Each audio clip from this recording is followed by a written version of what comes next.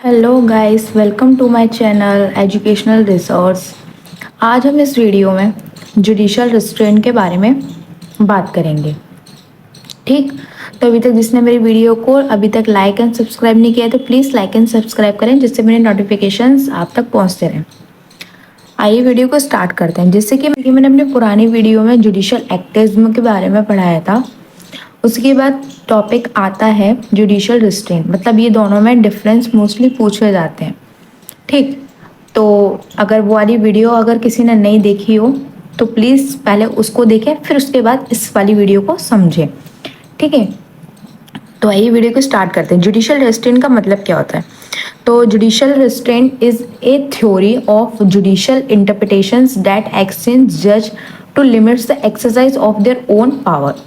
ठीक है, देखो उसमें जुडिशल जो एक्टिज्म था उसमें जज को और पावर चाहिए थी। ठीक है, मोर विलिंग की जरूरत थी। ठीक है, डिसीजन को देखने के लिए, बनाने के लिए। अब इसमें क्या है, judicial decision is a theory of judicial interpretation, मतलब इंटरप्रिटेट करना। वैसे मैंने आपको बताया था सेपरेशन ऑफ पावर कितनी है, 3 है। हमारी जुडिशरी, हमारी लेजिस्लेचर और हमारा एग्जीक्यूटिव।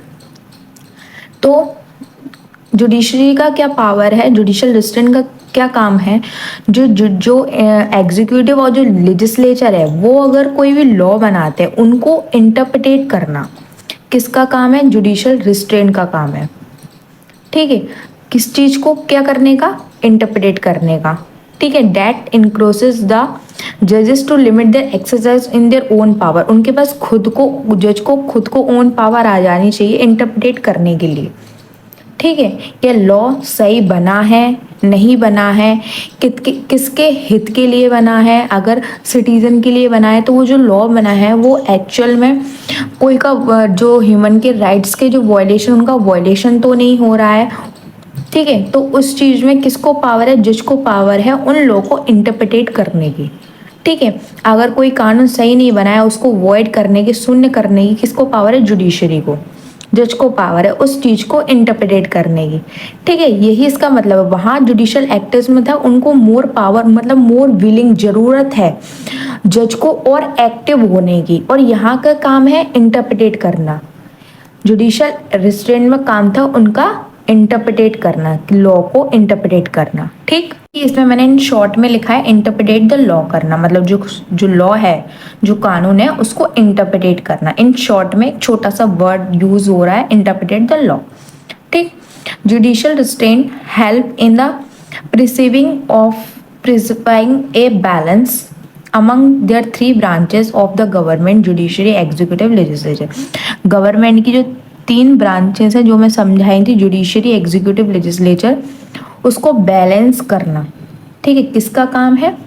जुडिशल रेस्ट्रेंट का काम है। ठीक है, इन तीनों चीजों को बैलेंस करना।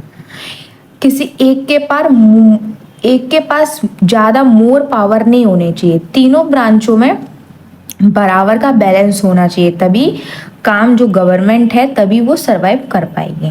ठीक, अब इसमें आता है कभी कभी लॉन्ग क्वेश्चनों में डिफरेंस भी पूछा जाता है कि जुडिशल एक्टिज्म और जुडिशल रिस्ट्रेंट के बीच में डिफरेंस क्या है। ठीक है, तो मैंने जो पुरानी वीडियो में समझाया था आप वहाँ से जुडिशल एक्टिज्म पढ़ सकते हो।